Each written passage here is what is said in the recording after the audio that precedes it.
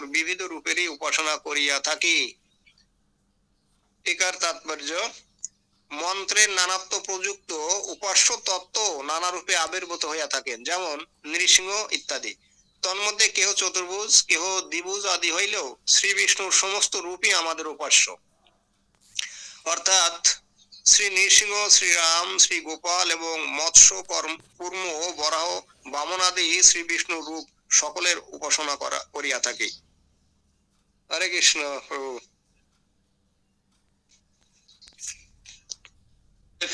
আগে শ্লোকের কিছু ব্যাকগ্রাউন্ড বলেন আমাদেরকে। এর আগে কি আলোচনা হয়েছিল সারমর্ম 1 মিনিটে। কে কাকে দ্বিজোত্তম কাকে বলা হচ্ছে?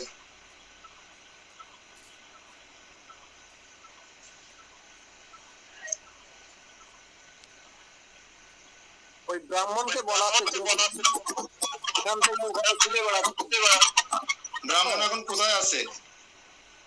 ব্রাহ্মণ এখন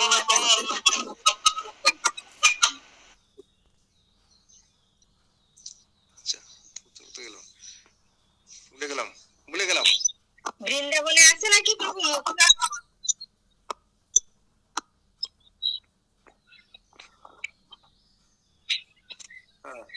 মুকুল নন্দী। আমি বুঝতে পেরেছি, আমার মতো আপনারাও ব্রাহ্মণের সাথে নেই।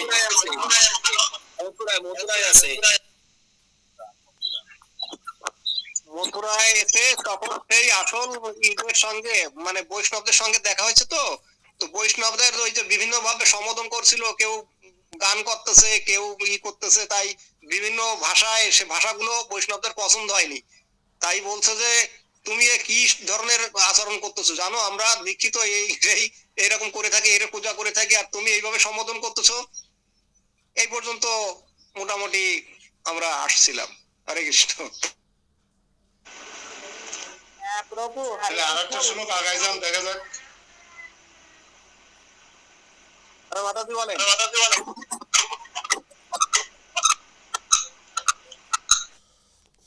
হ্যাঁ, রাধিকা মাতাজি কি বলতে বলেন?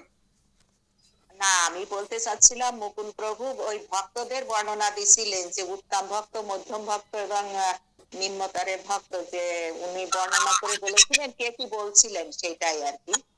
আচ্ছা, ঠিক আছে। শ্রী পরীক্ষিত উবাচ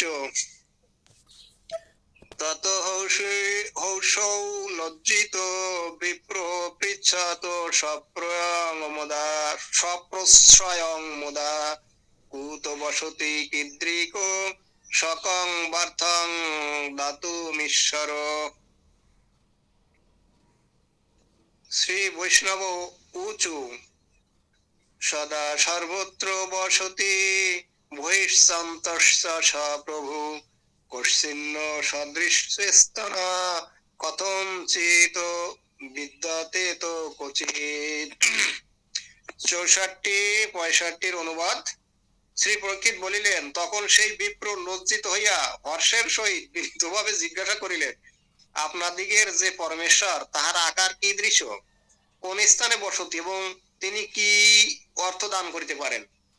শ্রী বৈষ্ণবগণ বলিলেন, আমাদিগের প্রভু দেশ কাল ও বস্তুগত পরিচ্ছেদ আদি রহিত। তিনি সদা সর্বকাল সর্বদেশে এবং সকলের অন্তরে ও বাহিরে বাস করেন। তার সদৃশ আর কেহ কোথাও নাই।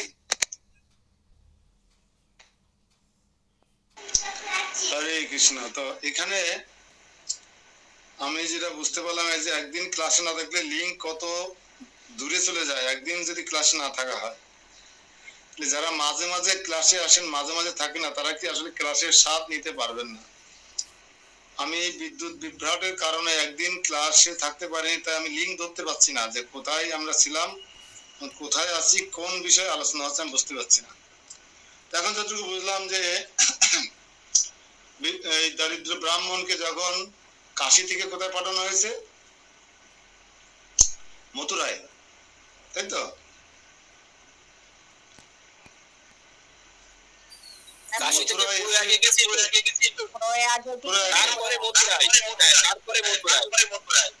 হরে কৃষ্ণ।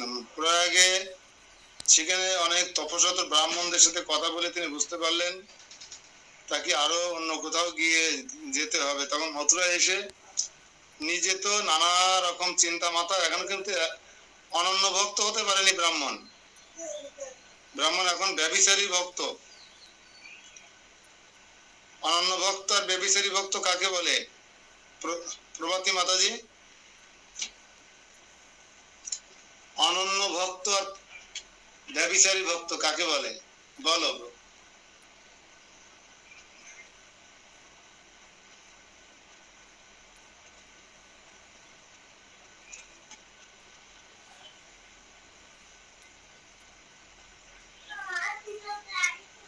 সুবর্ণা মাতাজি বলতে পারবেন?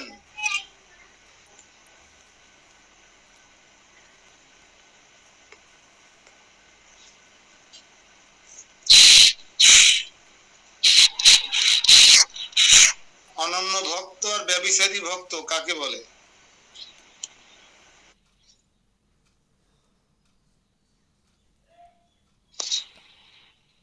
না বাবা, ঠিক মতো গোসাই বলতে পারবো না।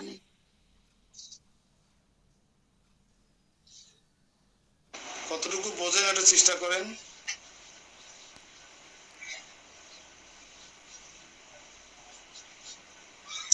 ব্যভিচারী মানে তো আমরা বুঝতে পারি,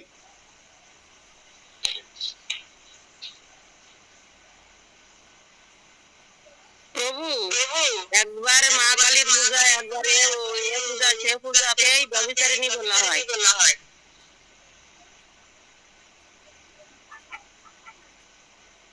হ্যাঁ খানিকটা তাই। কখনো কালী পূজা, কখনো কৃষ্ণ পূজা, কখনো নৃসিংহ পূজা, কখনো এ গোসাই, কখনো ও গোসাই, কখনো এই গুরু পরে ও গুরু, এরকম নানা ভাবে যারা নানা মতে যারা বিশ্বাস করে বা নানা মতে চর্চা করে তাকে ব্যভিচারী বলে। আমরা এমনি সাধারণত বুঝি যে ব্যভিচারী বলা হয় যে নারী বিভিন্ন পুরুষের সঙ্গ করে, বাক বিচার না করে, পতি থাকতে পতি সঙ্গ করে, এটা হচ্ছে ব্যভিচারিণী ভক্ত, মানে নানা রকম ভক্তির সাথে যুক্ত, সব জায়গায় আছে। আর অনন্য ভক্ত কাকে বলে?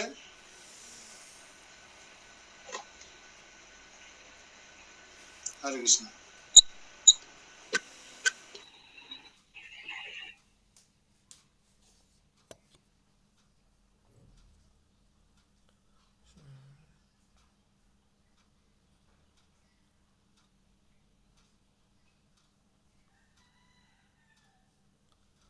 Krishna Krishna Krishna Krishna Ram Ram Ram Ram Ram Hare Hare Hare Krishna.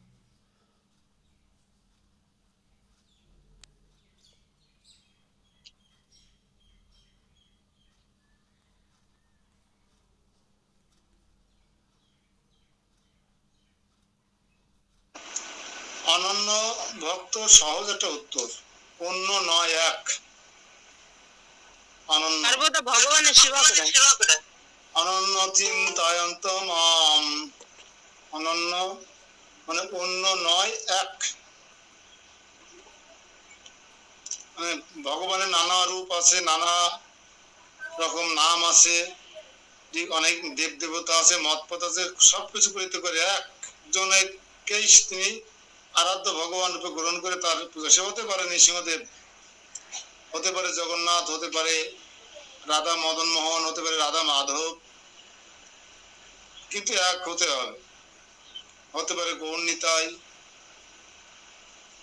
এটা আমাদের খুব প্রয়োজন আমাদের জীবনে, কিন্তু এটা অনন্য ভক্ত হতে হবে। যদি অনন্য ভক্ত না হয় তাহলে কি হবে?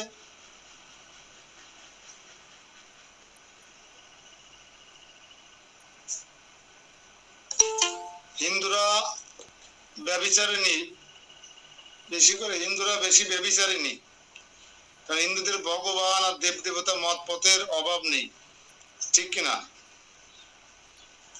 কিন্তু মুসলমান ভাইরা আজ যাই হোক, খ্রিস্টান ভাইরা আজ যাই হোক, বৌদ্ধ ভাইরা আজ যাই হোক, এক ঈশ্বরের আরাধনা করে। বৌদ্ধ ধর্মে দুইজন বুদ্ধদেব নেই, খ্রিস্টান ধর্মে দুইজন যিশু নেই, ইসলাম ধর্মে 2 জন আল্লাহ নেই, কিন্তু হিন্দু ধর্মে ভগবান আছে 150-200, শুধু 2 বাংলায় মিলে ভগবানের চাষ হয় 2 বাংলায়। ফরিদপুর, গোপালগঞ্জ, মাদারীপুরে তো ভগবানের চাষ হয়, মানে ওখানে পাতা ফেলানো হয় ভগবানের। কত ভগবান দেখবেন, ওই এলাকায় যাবেন।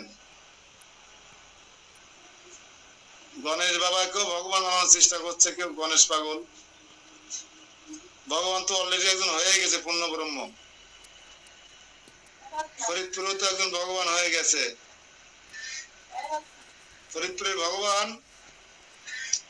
গোপালগঞ্জের ভগবান, মাদারীপুরের ভগবান, সব জায়গায় ভগবান আছে। জেলায় জেলায় আছে, এরপরে থানায় থানায় হবে, এরপরে ইউনিয়নে ইউনিয়নে ভগবান হবে। চাষ হচ্ছে তো, গ্রামে গ্রামে ভগবান হবে, বাড়ি বাড়ি ভগবান হবে। তুমিও ভগবান, আমিও ভগবান, তোমার চেয়ে কিসে কম আছি আমি, এরকম হয়ে যাবে একসঙ্গে। তো এরকম হলে কি হয়, নতুন ভক্ত আছেন অনেকে, তাই গল্পটা অনেকবার বলা হলে আবার বলছি যে একবার এক নদীতে কয়েকটা ইউনিয়নের মানুষ একটা নদী পার হয়ে এপারে ওপার করতে হয় জীবন জীবিকার জন্য। যেমন ধরুন বাজুয়া নদী, বাজুয়া নদী নাম শুনেছেন সবাই? দিগরাজ থেকে গিয়ে বাজুয়া পার হয়ে যে নদীতে যেতে হয়, তো ওই বাজুয়া নদী পার হওয়ার বিশাল বড় এই নদী পার হতে, নদীটার নাম হচ্ছে শিবসা নদী। খুব গভীরতম নদী এবং খরস্রোতা নদী। আমি একসময় চাকরি করতাম, একবার আমার মোটর সাইকেল পড়ে যাচ্ছিল নৌকার পর থেকে, এরকম বাড়ি মারছিল এরকম, মোটর সাইকেল সবাই দিয়ে টাকা রাখতে পারছিলাম। তো ওই নদী পার হচ্ছে হিন্দু, মুসলিম, বৌদ্ধ, খ্রিস্টান সব ধর্মের লোক কিন্তু আছে।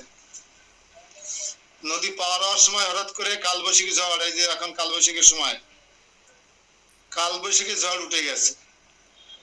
এখন মাঝি বুঝতে পারে যে তিনি নৌকা নিয়ন্ত্রণ করতে পারবেন কি পারবেন না, বুঝতে পেরে যায়। কালবৈশাখী ঝড় উঠে গেছে, মাঝি দেখতে পাচ্ছেন নৌকা নিয়ন্ত্রণ করতে পারছে না, 150 লোক, প্রায় 150 লোক নৌকায় আছে। তখন বলছে যার যা ইষ্ট দেবতাকে আপনারা স্মরণ করুন, হয়তো আমরা আজকে আর বেঁচে বাড়ি ফিরতে পারবো না। তখন মাগো মা কালী বাঁচাও, মা কালী আছেন আমাদের, দুর্গা দুর্গা দুর্গা দুর্গা, কেউ মা কালী মা কালী, কেউ শিব ঠাকুর, আমি গতকালও তোমার চরণে মাথায় জল ঢালেছি, বাঁচাও। যে যেমনি বাঁচে, কেউ মনসাকে ডাকছে, কেউ কৃষ্ণকে ডাকছে, হ্যাঁ, যে যেমনি পারছে, কেউ হরিচাঁদকে ডাকছে, কেউ অনুকূলকে ডাকছে। খ্রিস্টানরা যিশু খ্রিস্টের স্মরণ গ্রহণ করেছেন, বৌদ্ধরা বুদ্ধ দেবের স্মরণ গ্রহণ করেছেন, মুসলমান আল্লাহর স্মরণ গ্রহণ করেছেন, হিন্দুরা নানা রকম দেব দেবতা ভগবান, কেউ চন্ডিমার স্তব করছে, কেউ গণেশের স্তব করছে, কেউ নৃসিংহদেব স্তব করছে, কিন্তু নৌকাডুবি হয়ে গেছে।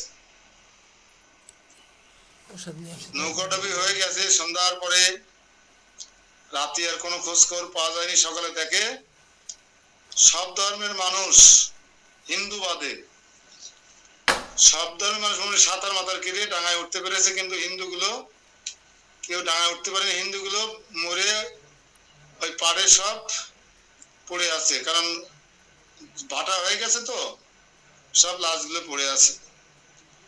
কারণ ওই রাজ্যের রাজা যখন সকালে খবরটা শুনলো, এসে দেখে সব ধর্মের লোক ছিল সেই নৌকায়, কিন্তু খ্রিস্টান ধর্মের লোক মরে নাই, বৌদ্ধ ধর্মের লোক মরে নাই, ইসলাম ধর্মের লোক মরে নাই, শুধু হিন্দুগুলো মরলো কেন?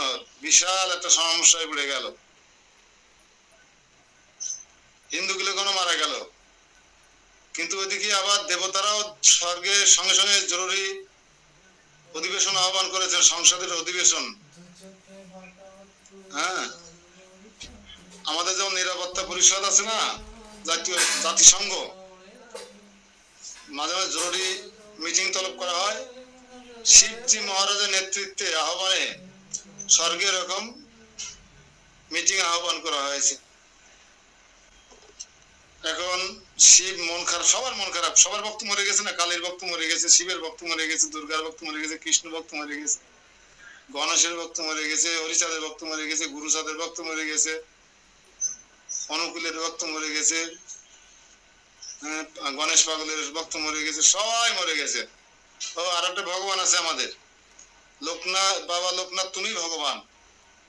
বাবা লোকনাথের শিষ্যরা মারা গেছে, সবার মন খারাপ। এখন মৌনতা ভেঙে শিবজি গম্ভীর করে বলছে, দুর্গা। হ্যাঁ বলুন প্রভু। কালকে যে নৌকো ডুবি এলো বাজুয়ার ঘাটে, সেখানে তোমার ভক্তরা ছিল না?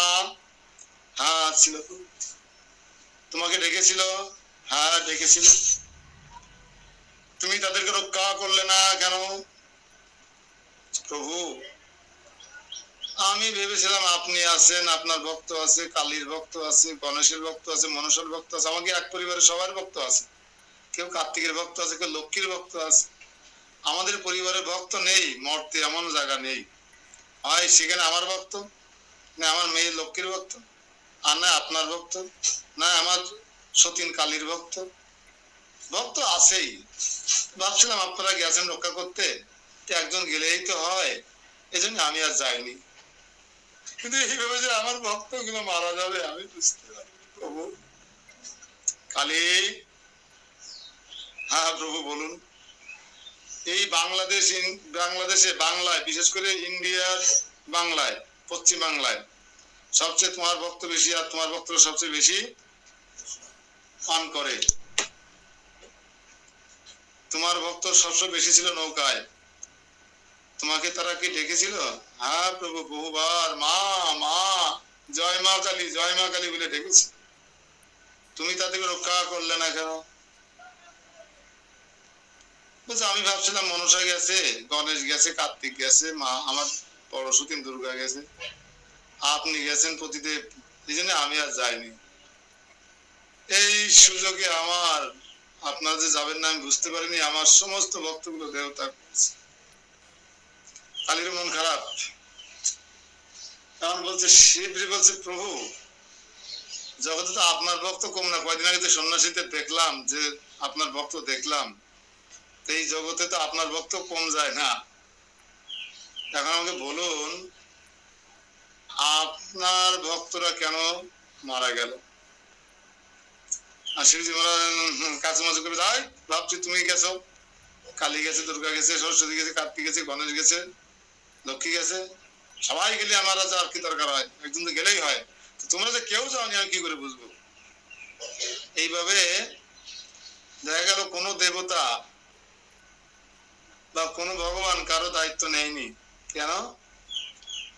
আমরা এক একজনকে রেখেছি হিন্দুরা, এই জন্য ঠেলা ঠেলি হয়েছে। মুখ মনে করছে তমুক যাবে, অনুকূল মনে করছে ইয়ে যাবে, মতুয়া যাবে মতুয়া মনে করছে, ইস্কন যাবে ইস্কন মনে করছে, গৌড়িয়া যাবে গৌড়িয়া মনে করছে, সহজিয়া যাবে সহজিয়া মনে করছে, বাবাজি মহারাজরা যাবে, কেউ যায়নি। আর সেই কারণে এই 12 ভেজালে হিন্দুগুলো নৌকাডুবিতে দেহত্যাগ। বিশ্বজিৎ প্রভু হরে কৃষ্ণ। বিশ্বজিৎ প্রভু আছেন নাকি? হ্যাঁ হরে কৃষ্ণ প্রভু। বলেন আমার এই উদাহরণ থেকে হিন্দু ধর্মের যে শিক্ষা কি বুঝলেন, হিন্দু ধর্মের পরিণতি সম্পর্কে কি বুঝলেন বলেন একটু। বিভিন্ন লোকের বিভিন্ন মত। পরিণতি কি, রেজাল্ট কি তাই বলেন। রেজাল্ট তো এক টানে থাকতে হবে। ব্যভিচারী ভক্ত হলে কি হবে? কেউ রক্ষা করবে না। শাড়িও কিনে দেবে না কেউ ব্যভিচারী হলে। হরে কৃষ্ণ প্রভু। আমি বই আমিও ভাবছিলাম যে আপনি বই বুঝতে পারছেন না। দেখেন একটা বইতে লেখা আছে প্রথম খণ্ড আছে, প্রথম খণ্ড, দ্বিতীয় খণ্ড, দ্বিতীয় খণ্ড লিখে নিচে দেখেন একটা ব্র্যাকেট দিয়ে আছে প্রথম ভাগ। প্রথম খণ্ডের দ্বিতীয় ভাগ। দ্বিতীয় ভাগ না না, ওটা না, ওটা না, ওটা বাদ দেন। আর প্রথম খণ্ডটা বাদ দেন, আর একটা আছে দেখেন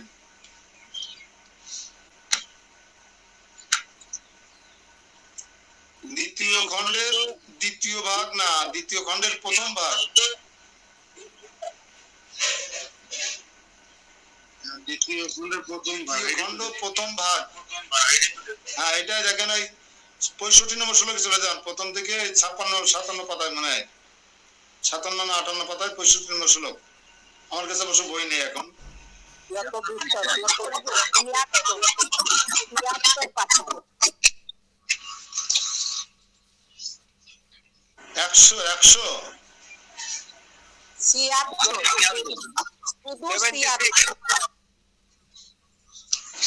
76 পৃষ্ঠা, 76 পৃষ্ঠা 76।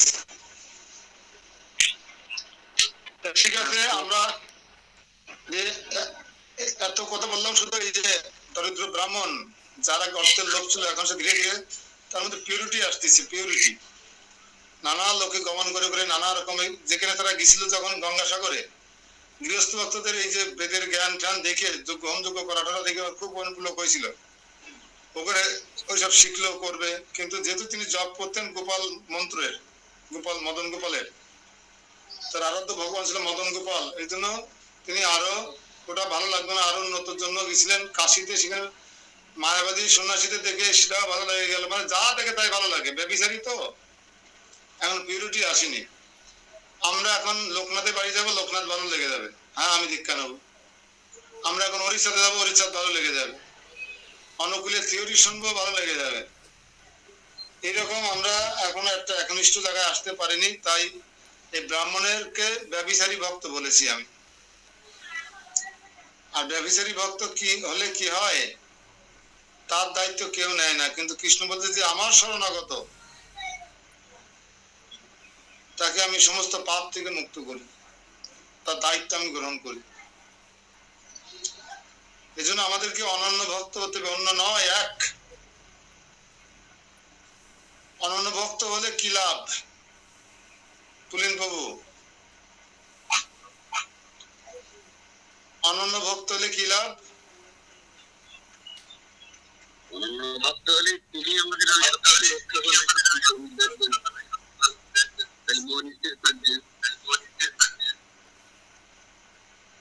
শ্রীমদ্ ভগবত গীতার 9ম অধ্যায়ের 22 নম্বর শ্লোক বলছেন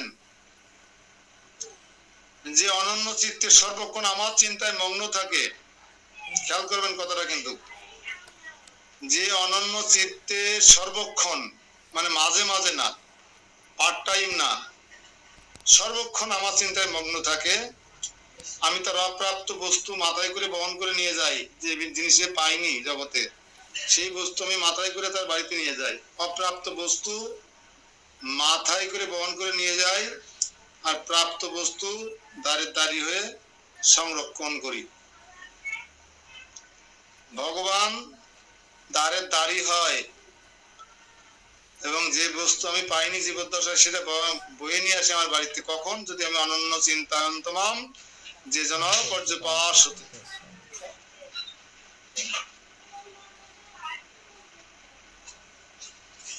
হ্যাঁ, এই জন্য আমাদেরকে অনন্য ভক্তি হবে। যে কোনো একজনের, আপনি সত্যিকার দুর্গার ভক্ত হন না, শুধু দুর্গার ভক্ত হন, তাহলে দুর্গা মাতা আপনাকে রক্ষা করবে।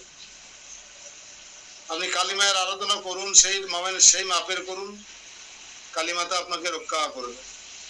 কিন্তু সমস্যা হচ্ছে মুক্তি দিতে পারবে না। সবাই ধন দিতে পারবে, জন দিতে পারবে, সম্মান, যশ খ্যাতি প্রতিষ্ঠা দিতে পারবে, কিন্তু মুক্তি দিতে পারবে। মুক্তি দিতে পারে একমাত্র মুকুন্দ, মুক্তিদাতা মুকুন্দ। আর আমরা যারা এখানে ক্লাস করছি সবাই সে মুকুন্দের চরণে আছি। এই জন্য আপনারা বেলতলা, কচাতলা, ফুলতলায় কম যাবেন। জিএল গাছ এটা পুতলেন, জিএল গাছে সিন্দুর লাগালেন, ব্যাস ওটা ভগবান হয়ে গেল। ওখানে সবাই প্রণাম করো, বাচ্চাতে চিহ্নিত আছে না। আমাকে দিদি কি 22 শাড়ি পরে কি পুজো সুজো করেছে? নেই কাজ তো খই ভাজ, একটা কথা আছে না, নেই কাজ তো খই ভাজ, নেই কাজ ভাত খই ভাজ। কারণ এদের আসলে আমাদের মতো কাজ নেই। আমরা যে 3:30টায় উঠেছি আর রাত 10-11 পর্যন্ত আমাদের কোনো বিরাম আছে? সেবা পূজা কাজ কর্ম, জপ তপ, ঠাকুর সঙ্গে পড়াশোনা প্রচার মশা নিয়ে আসি না আমরা। আমাদের তো আর বিভিন্ন বেলতলা, ফুলতলায়, কচাতলায়, নিমতলায় যাওয়ার সময় নেই, আছে?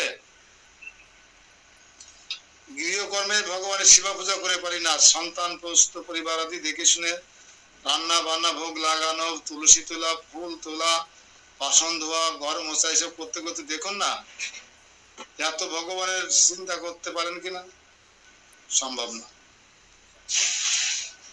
যিনি অনন্ত চিন্তায় মাম হতে হবে, অন্য চিন্তা নয়, একবার চিন্তা করতে হবে, সে পরমেশ্বর ভগবান শ্রীকৃষ্ণ। ঠিক আছে? ব্যভিচারী ভক্তদের কিন্তু সমস্যা আছে, নৌকা ডুবি হবে নদীতে, কেউ উঠবে না। শিব বলবে দুর্গা উঠবে, দুর্গা বলবে কালী উঠবে, কালী বলবে মনসা উঠবে, মনসা বলবে লক্ষ্মী উঠবে, লক্ষ্মী বলবে সরস্বতী উঠবে, বাঁচাবে। সরস্বতী বলে কার্তিক বাঁচবে, কার্তিক বলে গণেশ বাঁচাবে। এই করতে করতে হরি বল হয়ে যাবেন। ঠিক আছে, তাহলে আমরা আজ জেনে শুনে কি মুখ খুলবেন না, এই বিপ্র ব্রাহ্মণের মতন দেখছেন, এসে মুখ খুলে বিপদে পড়ে গেছে না বিপ্র ব্রাহ্মণ। যেখানে গিয়ে মুখ না খুললেই বোঝা যান আপনি কত বড় মূর্খ। হ্যাঁ, কথা বলা শুরু না করলে বোঝা যায় না যে আমি কত বড় মূর্খ। তাহলে আমি যদি নিজেকে মূর্খ প্রমাণ করতে না চাই, তাহলে আমাদেরকে মৌন থাকতে হবে। মৌন, মৌন মানে কি? চুপচাপ থাকতে হবে। আমি আপনি যে মূর্খ এরা প্রকাশ পাবে না, কিন্তু যে মূর্খ মুখ খুললে মানুষ বুঝতে পেরে যায় এটা মূর্খ।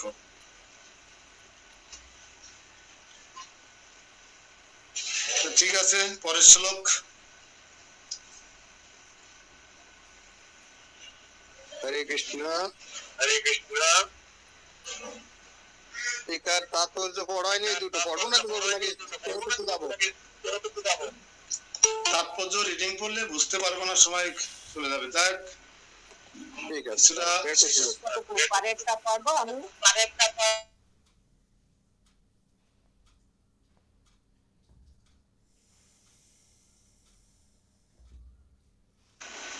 কিছু বলছেন মাতাজি?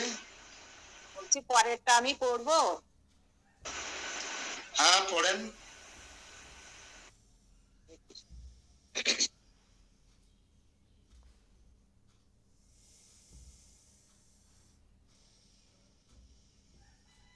সর্ব অন্তর আত্মা জগদীশ্বর ঈশ্বর জয় সচ্চিৎ আনন্দ ঘন মনোরম বৈকুণ্ঠ লোকে প্রকট সদা বসে জয় সেবকে সমপি প্রচ্ছতি।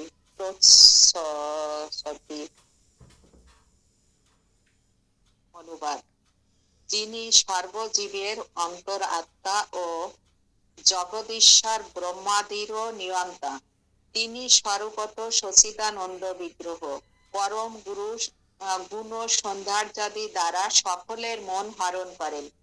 তিনি সদা শ্রী বৈকুণ্ঠ লোকে বিরাজ করিতেছেন এবং নিজ ভক্ত সকলকে স্বীয় আত্মা পর্যন্ত দান করিয়া থাকেন। যখনই বিপ্র জিজ্ঞাসা করেছেন যে তোমাদের ভগবান কি, কেমন, তখন মথুরের কৃষ্ণ অর্থাৎ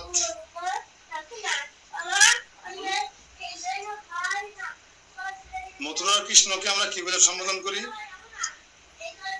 পূর্ণ কৃষ্ণ, তাই তো? পূর্ণ কৃষ্ণ, পূর্ণতম কৃষ্ণ, পূর্ণতর কৃষ্ণ, তিন রকম ডেজিগনেশন আছে। পূর্ণ কৃষ্ণ হচ্ছে মথুরার কৃষ্ণ, পূর্ণতম কৃষ্ণ হচ্ছে দ্বারকার কৃষ্ণ, আর পূর্ণতর কৃষ্ণ হচ্ছে বৃন্দাবনের কৃষ্ণ। তখন মথুরাবাসীকে যখন জিজ্ঞাসা করে তোমাদের ভগবান কেমন কি, তখন সর্বজীবের পরমাত্মা, সকল জীবের সুহৃদ, সকল ব্রহ্মাণ্ডের জীবের পালন কর্তা,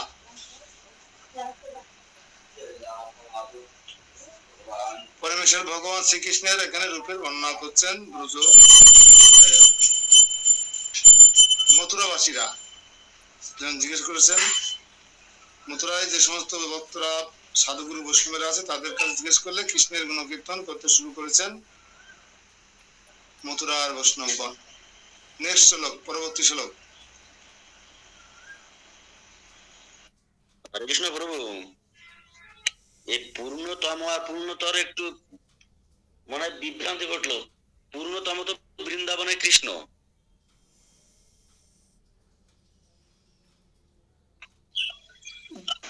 বিভ্রান্তি আমিও তাই বললাম না। না প্রভু, পূর্ণতর বলছেন প্রভু। পূর্ণতর, পূর্ণতম আর পূর্ণ শ্রেষ্ঠ কোনটা? পূর্ণতর বলছেন বৃন্দাবন, পূর্ণতম আছে বৃন্দাবন।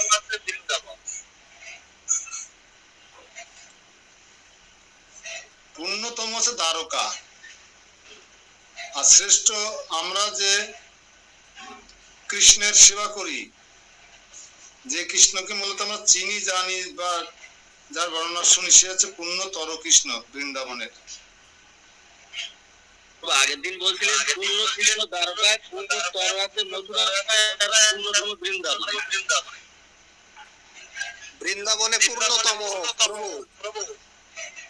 বৃন্দাবনে পূর্ণতম। এই কয়েকদিন আগে আমরা পড়ছি এই বৃহৎ ভাগবতমেই আছে সুন্দর করে বলা। আর অন্য জায়গায় আছে, লোকের অপরাধ কেন্দ্রটি আছে। আমি জিজ্ঞেস করছি, আমার অর্থ স্মৃতি বিভ্রমত যে পূর্ণতর, পূর্ণতম আর পূর্ণ শ্রেষ্ঠ কোনটা? শ্রেষ্ঠ বৃন্দাবনের পূর্ণতম। পূর্ণতমটা শ্রেষ্ঠ না পূর্ণতরটা শ্রেষ্ঠ? আমি এটাই বিভ্রান্ত হয়ে গেছি রাত করে। পূর্ণতম শ্রেষ্ঠ প্রভু। ডিগ্রি তো বলেই যাচ্ছে, ডিগ্রি তো বলে সুপারলেটিভ ডিগ্রি হয়ে গেছে, সেটা তো শ্রেষ্ঠ হবে, এটাই তো স্বাভাবিক। ধন্যবাদ পুলিন প্রভুকে। আপনারা কিন্তু ধরে দেননি, পুলিন প্রভু কিন্তু ধরে দিয়েছে বিষয়টা। আমরা বৃন্দাবনের কৃষ্ণ ব্রজনন্দন কৃষ্ণ, ব্রজের নন্দন অর্থাৎ যশোদানন্দন কৃষ্ণকে আমরা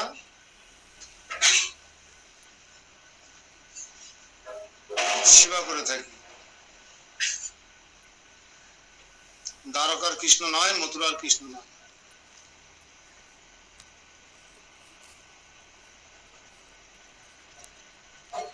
ঠিক আছে, পরবর্তী শ্লোক।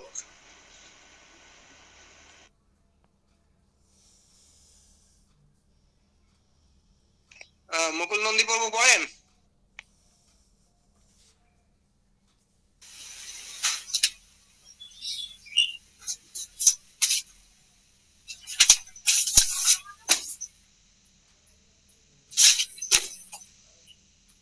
শ্রুতি স্মৃতি তুয়মানো এনাশ মহিমোচ্যতাম তদত্র বাচ মানানি পুরাণানি মুহু শ্রীনু মাধবম নম চালক্য প্রতিরূপম জগৎ প্রভো ততঃ অচিরাৎ ইদম সর্বং পরঞ্চ গ্যাস্যসি স্বয়ং। অনুবাদ: যিনি শ্রুতি স্মৃতি কর্তৃক স্তুয়মান, তাহার মহিমা কে বলিতে পারে? অতএব তুমি এই স্থানে বৈষ্ণবগণের নিকট পুরাণ সকলের ব্যাখ্যা শ্রবণ করো, আর সেই জগৎ প্রভুর প্রতিরূপ এই মাধব দেবকে দর্শন ও করো। এই রূপ করিতে করিতে তুমি স্বয়ং অচিরকাল মধ্যে সমস্তই জানিতে পারবে। তাৎপর্য পড়ি। যদি বলো তাহার অন্যান্য স্বভাব বা চরিত্রের কথা বিশেষ বলুন, তাহার উত্তরে বলিতেছেন শ্রুতি স্মৃতি সকলেই তার মহিমা কীর্তন করিয়া থাকেন, কিন্তু কেহই সম্যক বলিতে পারেন নাই। এই সমস্ত শ্রুতি ও স্মৃতিগণ তার দ্বারাই তিনি স্তুয়মান। অতএব আমি তাহা কিরূপে বলিব? সেই জন্য তদিতি সার্ধ শ্লোকে বলিতেছেন, অত্র তীর্থরাজ প্রয়াগে শ্রী বিষ্ণুর মহিমা সূচক পুরাণ সকলের ব্যাখ্যা শ্রবণ করো। জগৎ প্রভু শ্রী বৈকুণ্ঠনাথের প্রতিরূপ বা মূর্ত বিগ্রহ শ্রী মাধবকে অবলোকন করো এবং বারবার দণ্ডবত প্রণিপাত করো। তাহার পর তাহার মহিমা শ্রবণ করো। দর্শনাদির হেতুরূপে আমাদের উক্ত ও অনুক্ত মহিমা আদি শ্রবণ করো। তাহা হইলেই অন্যান্য সমস্ত তাহার মাহাত্ম্য আদি তুমি নিজেই জ্ঞাত হইবে।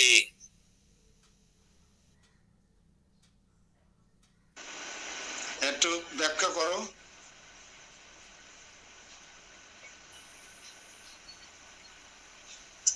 অর্থাৎ ব্রাহ্মণের স্থিতি মুখ খুলেছে, তো বুঝতে পেরেছে অবস্থানরত বৈষ্ণব পণ্ডিতেরা, যে কারণে বৈষ্ণবরা তো বাঞ্ছাকল্পতরু, তাই তাকে ভগবানকে ভালো করে জানার জন্য বিভিন্ন উপদেশ দিচ্ছে, কিভাবে তুমি ভগবানকে, যে ভগবানের কথা তুমি শুনলে তুমি ভালো করে জানতে পারবে, সেই বিষয়ে সবাই তার করুণার অবতার তো বৈষ্ণবেরা করুণার পরবশ হয়ে বিপ্রবরকে কিছু উপদেশ দান করলেন,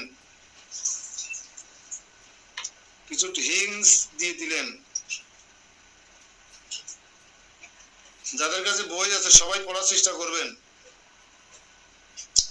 সঞ্চিতা মাতাজি বলেন এবার পরের শ্লোকটা। হরে কৃষ্ণ প্রভু, বই নেই এখন, বই নেই, শুক্রবার ফেরা হবে না। আচ্ছা ঠিক আছে। আর কেউ? মাতাজিরা চাইলেও বই কাছে বসতে পারে না সকালে, চাকরিজীবী, বিশেষ করে যারা চাকরিজীবী লাগছে না, যাদের বাচ্চারা স্কুল কলেজে পড়ে বা হাজবেন্ড চাকরি করে, তাদের জন্য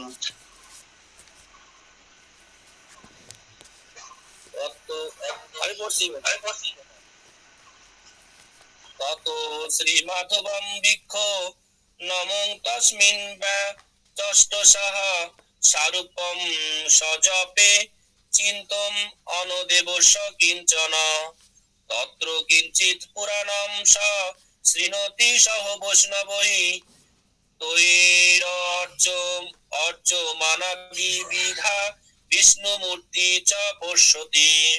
অনুবাদ: শ্রী পরীক্ষিত বলিলেন, অনন্তর সেই বিপ্র বৈষ্ণবগণের উপদেশ অনুসারে শ্রী মাধবকে দর্শন ও প্রণাম করিতে করিতে নিজ মন্ত্র জপ সময়ে ধ্যায়মান শ্রী মদন গোপাল দেবের কিছু কিছু সাদৃশ্য দর্শন করিলেন। তদবধি তিনি ওই সকল বৈষ্ণবগণের সহিত কিছু কিছু পুরাণ শ্রবণ ও তাহাদিগের অর্চিত বিবিধ বিষ্ণুমূর্তি দর্শন করিতে লাগিলেন। তাৎপর্য: অতঃপর সেই ব্রাহ্মণ তাহাদের বাক্য শ্রবণ করত শ্রী মাধবকে দর্শন ও প্রণামাদি করিয়া স্বকীয় মন্ত্রজাপ সময়ে ধ্যায়মান শ্রী মদন গোপাল দেবের কথঞ্চিত মুখ নেত্র আদি সাদৃশ্য দেখিয়া সুখী হইলেন। তার মানে ওই যে ব্রাহ্মণ, বিপ্র ব্রাহ্মণ, মানে কামাখ্যা দেবীর আশীর্বাদ পুষ্ট দীক্ষা প্রাপ্ত ব্রাহ্মণ, সে বৈষ্ণবগণের উপদেশ অনুসারে ও বৈষ্ণবগণের যে কি করছে, মানে কার সেবা করছে, কার জন্য, কার সামনে নৃত্য করছে, কি সংকীর্তন করছে, মানে এই বিষয়টা তার কাছে একটা ধাঁধার মতো লেগেছিল। মানে সেই বিপ্র ব্রাহ্মণ তিনি বুঝতে পারছিলেন না। এখন যারা উত্তম, যারা ভক্ত, তারা তাদেরকে বুঝিয়ে দিয়েছে, আর যারা কনিষ্ঠ মধ্যম ভক্ত, তারা তাকে কেউ মূঢ় বলেছে এবং বিভিন্ন ভাবে তাকে ইয়ে করেছে যে তুমি এইগুলো জানো না। তা সেই উত্তম ভক্তদের পরামর্শ বা তাদের উপদেশ অনুসারে শ্রী মাধবকে দর্শন করছে বারবার, এবং এবং উনি কিন্তু কোনো সময় জপ ছাড়েনি, মন্ত্র জপ, সেই কামাখ্যা দেবীর সেই প্রাপ্ত সেই জপ, দশাক্ষর গোপাল মন্ত্র তিনি মোটেও ছাড়েনি। কিন্তু এবং ওই যখন জপ করত তখন তিনি ওই যে মদন গোপাল দেবের অনেকটা ধারণা পেয়ে যেত, মানে তার সামনে যেন সেই মদন গোপাল দেব কিছুটা, আবার এর ভিতরে মদন গোপাল দেব তাকে স্বপ্নে অনেকবার দর্শন দিয়ে বলেছে যে তুমি এখন এখানে যাও, তুমি ওখানে যাও। এটা মাঝে মাঝে মদন গোপাল দেবের দর্শন পেয়েছে স্বপ্নে। এবার ওই যে বিগ্রহ রূপে যে এখন প্রণাম করছে, শ্রী মাধবকে দর্শন করছে, স্বপ্নের যে সেই গোপাল দেবের সাথে কিছু সাদৃশ্য দর্শন করলো সেই বিপ্র ব্রাহ্মণ। সত্তরে তাৎপর্য: সেই তীর্থরাজ প্রয়াগে অবস্থিত শ্রী মাধব দেবের সমীপে সেই সকল বিপ্র বৈষ্ণবগণের সহিত মাঘ মাহাত্ম আদি ব্যঞ্জক কিছু কিছু পুরাণ শ্রবণ করিলেন। তখন হলো মাঘ মাসের সময়। এই কারণে মাঘ মাসে যে আমরা জানি আমাদের তিনটে তিথি আছে, বৈশাখ মাসের ব্রত মাহাত্ম সর্বোত্তম, তারপরে কার্তিক ব্রত এবং মাঘ মাসের যে ব্রত, এই যে তিনটে মাস আমাদের বৈষ্ণব শাস্ত্রে পালন করতে হয়। তাই এখানে ওই সময়টা হলো মাঘ মাস, কারণ তখন প্রয়াগে যখন গিয়েছিল সেই বিপ্র ব্রাহ্মণ, তখন সকলে প্রাতঃ স্নান করছিল। সেখান থেকেই তো মথুরা আসলো। মথুরা এসে সেই সমস্ত মন্দির দর্শন করে সেখানে সেবা পূজা হচ্ছে এবং দেখে অবাক হয়ে গেল। সেই মাঘ মাসে সেই মাঘের যে মাহাত্ম্য আদি সেই সমস্ত তখন ওখানে যেটা বৈষ্ণবীয় শাস্ত্রে পূজা পার্বণের পরে যে পাঠ হয়, পাঠ কীর্তন হয়, পাঠ হয়, মহিমা সূচক বাক্য সেখানে আলোচনা হয়। তাই সেইগুলো মাঘ মাহাত্ম্য আদি জ্ঞানযোগ কিছু কিছু পুরাণ সেই বিপ্র শ্রবণ করছে বৈষ্ণবগণের সহিত, এবং কাদের সাথে শ্রবণ করছে? বৈষ্ণবগণের সহিত। এই বাক্যে সেই পুরাণ শ্রবণে বিশ্বাস হেতু আনন্দের উদয় হইল সেই বিপ্র ব্রাহ্মণের। হরে কৃষ্ণ। তাতে বোঝা যায় বিপ্র ব্রাহ্মণ ভেজাল ভক্ত হলেও, ব্যভিচারী ভক্ত হলেও তার মধ্যে ভক্তিটা ছিল খুব ভালো, তার বিশ্বাস ছিল, তার সরলতা ছিল, যে কারণে তিনি যে ভগবানকে স্বপ্নে দর্শন করতেন, তার মন্ত্র দাতা ভগবান, বীজ মন্ত্রে যে ভগবান মদন গোপাল বিগ্রহ দর্শন করতেন। বৃন্দাবনে এসে 5000 মন্দির ভগবান দর্শন হচ্ছে না মাঝে মাঝে, মন্দিরে মন্দিরে হচ্ছে কিনা? সব ভগবানের কিন্তু চেহারা একরকম না। মদন গোপাল, মদন মোহন, গোবিন্দজিউ, গদাধর, রাধা দামোদর আলাদা আলাদা না, গোপীনাথ, এই জন্য সব বিগ্রহ অবিকল একই রকম না। তাই তিনি এখানে কি করছেন, যখন যে বিগ্রহ দেখছেন তার মদন গোপালের আংশিক মিল খুঁজে পাচ্ছেন, পূর্ণ মিল না, আংশিক মিল খুঁজে পাচ্ছেন। হয়তো কোনো মদন গোপালের সাথে তার মুখের চেহারার মিল আছে কিন্তু হাত পা চেহারার মিল নেই, কারো হচ্ছে চরণের সাথে মিল আছে কিন্তু মুখের সাথে মিল নাই, এরকম হতে পারে না? কারণ সবাই একরকম বিগ্রহ নির্মাণ করে না।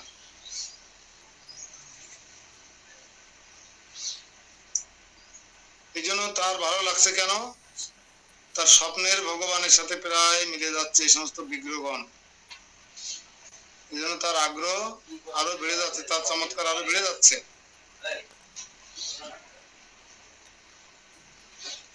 কিন্তু আমাদের বাড়ে না, আমাদের ভগবান একরকম হয় নাকি? ঠিক আছে, দেখা যাক বিপ্র ব্রাহ্মণ আরো সামনে তার জন্য কি সৌভাগ্য আশ্বানি দিচ্ছে আমরা দেখতে পাবো। পরবর্তী শ্লোক।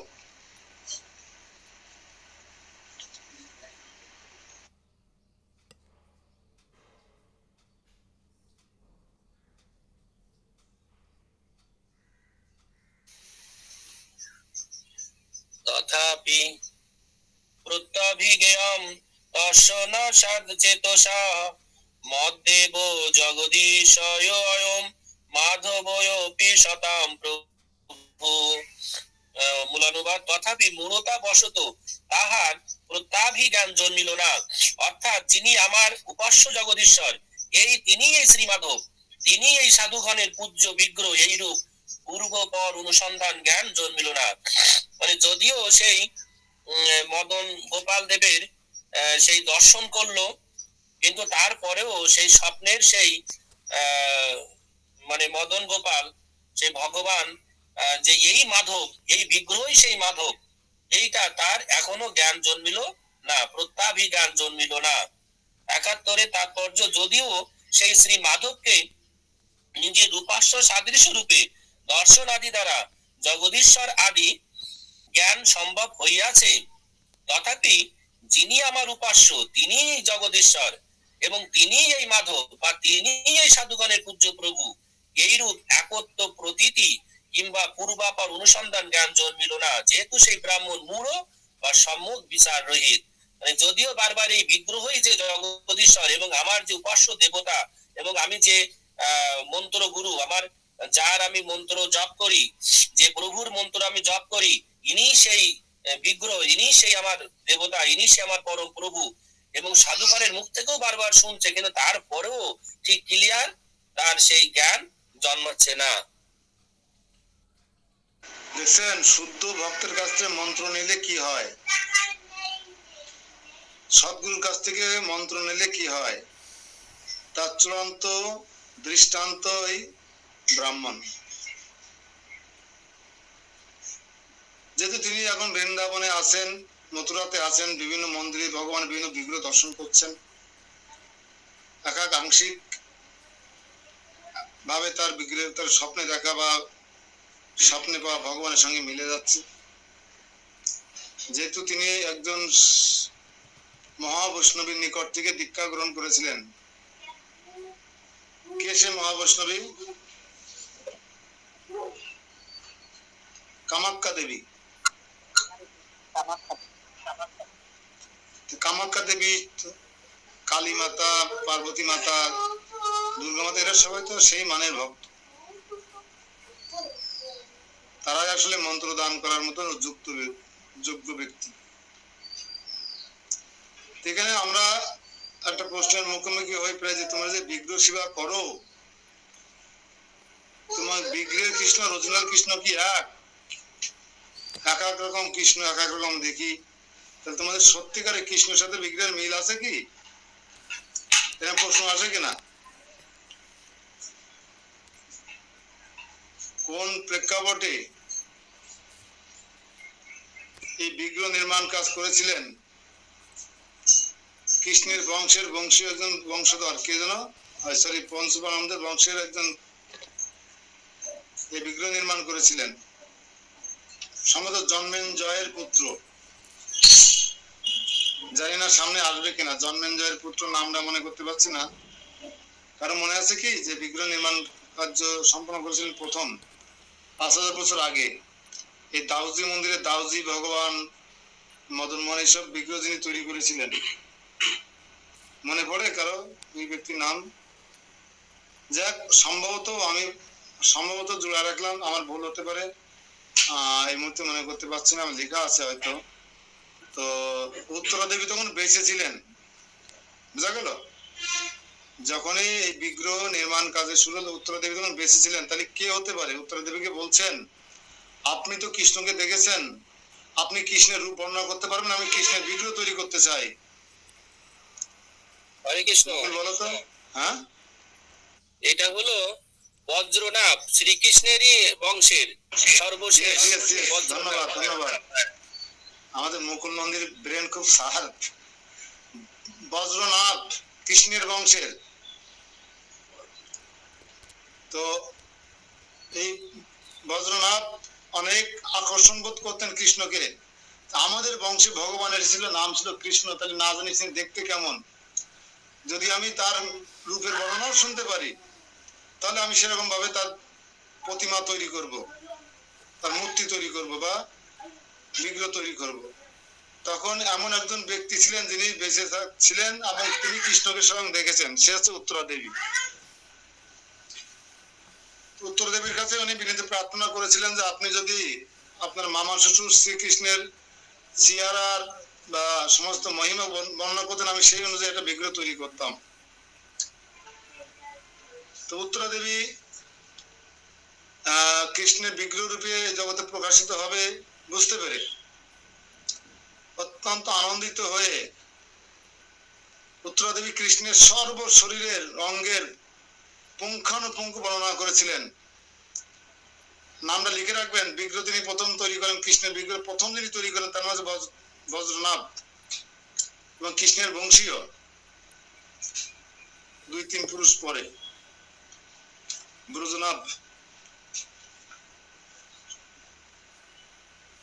তো এইভাবে বর্ণনা শ্রবণ করার পরে জয়পুরে গিয়ে এই ব্রজনাভ অনেকগুলো বিগ্রহ তৈরি করে নিয়ে আসে, অনেকগুলো বিগ্রহ। কারণ আন্দাজে করে বানানো হচ্ছে কোনটা কৃষ্ণের মতো দেখা যায়, ঠিক আছে? অনেকগুলো বিগ্রহ তৈরি করে নিয়ে এসে যখন লাইন দিয়ে রেখে উত্তরা দেবীকে বলা হলো, দেখুন তো আপনার মামা শ্বশুরের মতো না তো কৃষ্ণের মতো কোন বিগ্রহটা হয়েছে, আমরা সেইটাই রিয়েল কৃষ্ণ মনে করে সেটা রেখে দেবো। আমরা তো যেমন তেমন করে একটা বানালি কৃষ্ণ মনে করি, বাঁশি আরে থাকলে হয় আর কালো হলি হয় আর রাধারানীর গলা বাজাকে ধরলে হয়, আমরা কৃষ্ণ মনে করি। কিন্তু না, এগুলো সব মনোকল্প প্রসূত অনেকটা। দেখবেন 55 বছর কৃষ্ণের বয়স, 58 বছর রাধারানীর বয়স, এরা মনে হবে। ওরা গলা বাজাকে ধরে যারা থাকতে পারে না, ওই সমস্ত সহজিয়াদের বানানো মূর্তি মাটি দিয়ে বানাতে পারে বা অন্যভাবে। কিন্তু আমাদের বিগ্রহ দেখেছেন কোথাও কি রাধারানী কৃষ্ণের থেকে 18 ইঞ্চি কমপক্ষে, কোন কোন ক্ষেত্রে 36 ইঞ্চি ডিস্টেন্স, গলা বাজাকে ধরার সুযোগ নেই, বাঁশি চেপে ধরার সুযোগ নেই। কান্দে মাথা দিয়ে দাঁড়ানোর সুযোগ নেই। ওরা সহজিয়াদের রাতে এখনো বিগ্রহ দেখা যায় যে বিড়ি খাতি খাতি একজন বিগ্রহ বানাচ্ছে, হয়তো তার মনে ছিল হাতটা কৃষ্ণের ঘাড়ে পরে দিয়ে দিয়ে, আসলে যেটা দেখতে হবে যে আসলে ঘাড়ে পরে হাত দিয়া ছিল কিনা, আর বয়সটাও দেখতে হবে। নবকিশোর দুইজনেই, কিশোর কিশোরী, 12-14 বছর বয়স, কিন্তু ছবিতে এমন করে বানায় মনে হচ্ছে 56-58 বছর। কৃষ্ণ 56, রাধারানী 60। বিষয়টা এরকম নয়। যখন সে বিগ্রহ এনে লাইন দিয়ে রাখা হলো, ইম্পর্টেন্ট কথা, কিন্তু যারা নতুন ভক্ত তাদের অনেক উপকারে আসবে আমি যে আলোচনাগুলো করি। তখন সব ঘুরে ঘুরে দেখতে লাগলেন উত্তরা দেবী কোন বিগ্রহ মামার শ্বশুরের মতন হয়েছে, কৃষ্ণের মতন। কারো মুখের মিল আছে তো হাতের মিল নেই, কারো হাতের মিল আছে তো বক্ষের মিল নেই, কারো বক্ষের মিল আছে তাহলে পায়ের মিল নেই, ঠিক আছে? এই জন্য কোনোটার সাথে কোনো মিল না মিলে মাথা নাড়াচ্ছে, শুধু মাথা নাড়াচ্ছে, হুম হুম হুম হুম।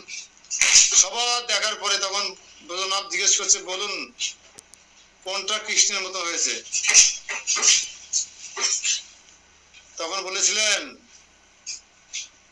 এই বিগ্রহটার মুখমণ্ডল মদন মোহনের মতন হয়েছে, আর বাকি ঠিক নেই। এই বিগ্রহের চরণটা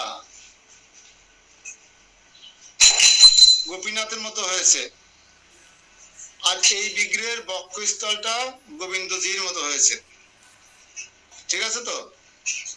এবার যখন বললেন তখন অত ভাগ হয়ে গেলেন ব্রজনাথ, তখন কি করলেন, এই 3 বিগ্রহের 3 জায়গা নিয়ে আবার জয়পুরে গেলেন, যে বলেন এই বিগ্রহের মুখের মতন, এই বিগ্রহের বক্ষস্থলের মতন, আর এই বিগ্রহের চরণের মতন চরণ হবে, এইভাবে একটা নতুন বিগ্রহ করাই দেন। তখন ব্রজে ওই জয়পুরে যারা বিগ্রহ তৈরি করে তারা তো স্বপ্নে পাওয়া বংশ পরম্পরায় এই 3 রকম বিগ্রহ থেকে 3টা জিনিস নিয়ে তারা একটা নতুন বিগ্রহ নির্মাণ করে নিয়ে আসলেন। নিয়ে আসার পরে তখন দেখানোর পরে ব্রজনাথ দেখানোর পরে উত্তর দিবে, এই হচ্ছে অ্যাকচুয়াল আমার মামা শ্বশুর কৃষ্ণের মতো হয়েছে। আমরা যে সমস্ত বিগ্রহ আমাদের বৃন্দাবনের মন্দিরে দেখি বা আমাদের রাধা মাধব মন্দিরে দেখি, এটা কিন্তু জল্পনা কল্পনা প্রসূত নয়। বুঝবেন কৃষ্ণ ঠিক ওই রকম ছিল, বুঝা গেল? এই সম্পর্কে এখন নতুন ভক্ত কোন মন্তব্য থাকলে বলেন, মন্তব্য থাকে। হরে কৃষ্ণ, বলেন। মুখমণ্ডল মদন মোহন আর চরণোদয় আর বক্ষস্থান কোন বিগ্রহের মতো? এখন যদি আমি বলি আমার ভুলভাল হয়ে যেতে পারে, লেখা আছে, লেখা দেখে বলতে হবে। কারো যদি মনে থাকে তাহলে বলতে পারেন।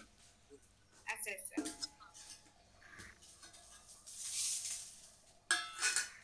মুকুল নন্দী মাথায় আছে তো কোন বিগ্রহের কোন অংশ কৃষ্ণের মতো হয়েছিল? ওই সম্ভবত মানে মদন গোপাল হলো মুখমণ্ডল, গোবিন্দজি ভক্ত, আর গোপাল দেব হলো চরণ। বিষয়টা এরকম নিশ্চিত বলতে হবে। এখন এই 3 বিগ্রহ কিন্তু জয়পুরে আছে, আমাদের রামসারার ভক্তরা দর্শন করে আসলেন। বর্ণনা করা আছে শাস্ত্রে, যদি কোনো ব্যক্তি সূর্য ডুবার আগে একদিনে 3 বিগ্রহ দর্শন করতে পারে তাহলে তার আর পুনর্জন্ম হবে না, সে মুক্তি লাভ করে ভগবত ধামে ফিরে যাবে।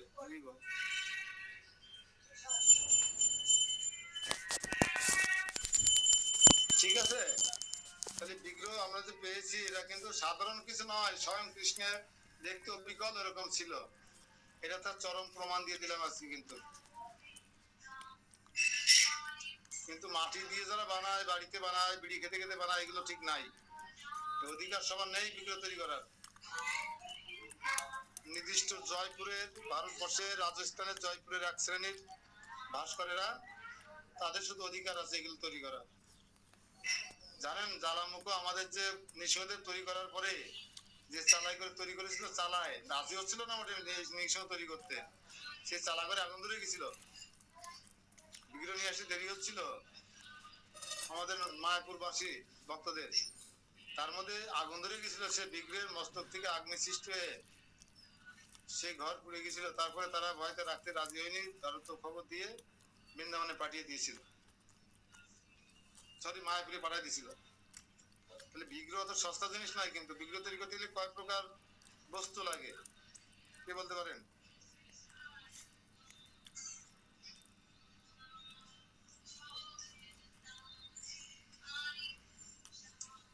বিগ্রহ নির্মাণ করতে গেলে কি কি বস্তু লাগে কেউ বলতে পারবেন? আমি হিন্স দিয়ে দিই, 8 প্রকারের বস্তু লাগে, 8 প্রকার।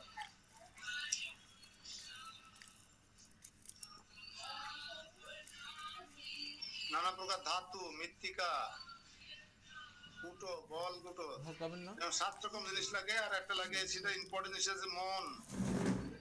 মন একটা উপাদান। পরে পাবেন। তা ঠিক আছে, আজকে আমরা এই বিগ্রহ পর্যন্ত থাকি। আমার এখন ভালো আছে যে তার স্বপ্নে দেখা পাবো মদন গোপালের সাথে এই সমস্ত বিগ্রহ খানিকটা মিল পাওয়া যাচ্ছে। তো সেটা বলতে গিয়ে কিন্তু আমি এই বিগ্রহ পৃথিবীতে কিভাবে আসলো, কৃষ্ণের বিগ্রহ কিভাবে সৃষ্টি হলো, সে সম্পর্কে আমি আলোচনা করলাম। ইম্পর্টেন্ট বিষয় লিখে রাখবেন, অনেকে হয়তো জানতেন না। তো যে কেউ একজন একটু মন্তব্য বা প্রশ্ন করবেন, তারপরে আমরা ছেড়ে দেবো। আজকে একাদশীর দিন, কেউ কেউ মন্দিরে আসবে, কেউ কেউ অনেক জব করবে। আমার এখানে নেটের সমস্যা জন্য ভালো বুঝতে পারি, কাটা কাটা পাইছি তো। আপনার এই শ্রীকৃষ্ণের প্রথম বিগ্রহ তৈরি করেছিলেন কে বলছিলেন? ব্রজনাথ।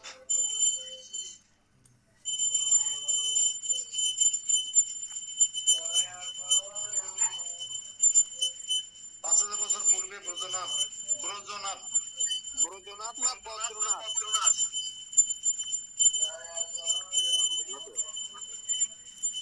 মুকুলনন্দী প্রভু রিপিট করেন। বজ্রনাথ, প্রথমে বলছিলেন বজ্রনাথ। আসলে কোনটা সঠিক প্রভু?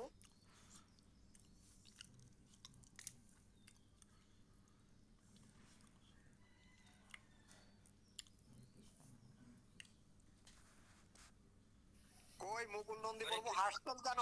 ক্লিয়ার করেন। হ্যাঁ, ওই তো এইটাই তো সমস্যা, ব্রজ কি বজ্র, আচ্ছা ঠিক আছে, আমি এটা বাইর করব। যাই হোক আমার আমি এই বাইর এই করব। একটা ছোট একটা আমার কাছে গ্রন্থ আছে, এই শ্রী বিগ্রহের অদ্ভুত এই মহিমা। তাতে ওই মদন গোপাল মদন আচ্ছা, বজ্রনাথ হবে সম্ভবত। হ্যাঁ, একটু অপেক্ষা রেখে দেন। বিভ্রান্ত করে ফেললাম। হরে কৃষ্ণ। এই শ্রী মদন মোহন যে বিগ্রহ, মদন মোহন বিগ্রহের সেবা করতো সনাতন গোস্বামী।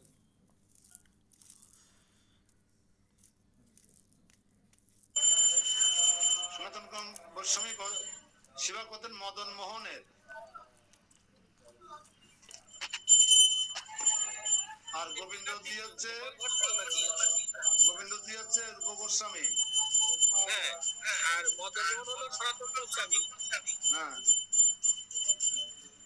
আর গোপীনাথ বিগ্রহ, এটা কে সেবা করছে?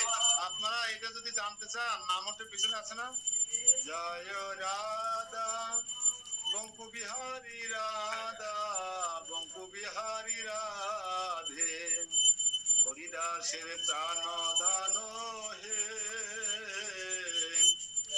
জয় রাধা মাধব রাধা মাধব রাধে জয় দেবে প্রাণ ধন হে। জয় রাধা দামোদর রাধা দামোদর রাধে গোপাল ভট্ট, এরকম আছে না, দেখবেন তাহলে বুঝতে পারবেন কোন বিগ্রহ কে সেবা করতেন। রাধা দামোদর গোস্বামী, জীব গোস্বামী না? হরে কৃষ্ণ প্রভু, এটা দামোদর মাঝে আমরা কীর্তন করি। দামোদর লীলার পিছনে ওখানে দেখবেন দামোদর অষ্টকমের পিছনে যে বিগ্রহগুলোর নামকরণ আছে ওখানে পাবেন আপনারা। হ্যাঁ, ঠিক বলেছেন প্রভু, এটা আমরা ওই সময় করি। তাছাড়া আর মাধ্যম হয়তো আমাদের মনে থাকে, আমরা বৃন্দাবন নিয়ে বেশি ঘাটাঘাটি করি না তো।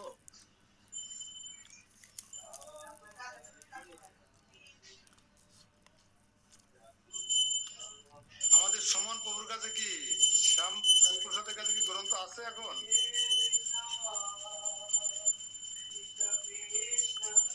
শ্যাম সুপ্রসাদ, সুমন প্রভু,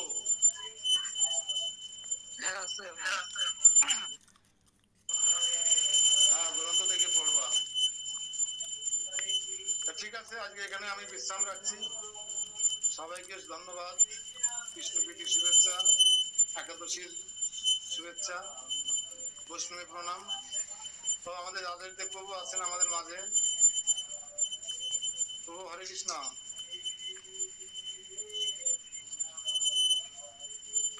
ক্লান্ত মনে হচ্ছে আপনাকে? আপনার ওখানে এখন গরম না ঠান্ডা?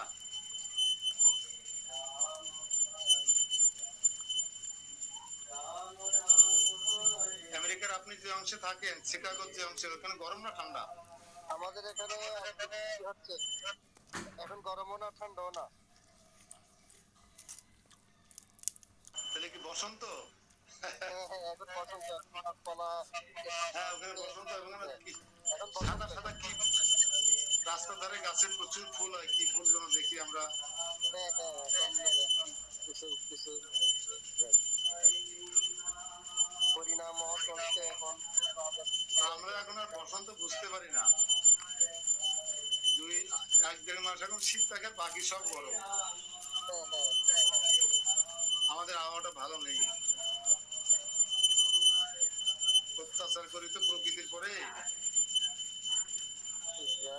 আর প্রকৃতি রিটার্ন দিচ্ছে আমাদের সেরকম। আপনাদের একাদশী শুরু হয়ে গেছে নাকি কালকে শেষ হয়ে গেল? আমাদের এখানে কালকে।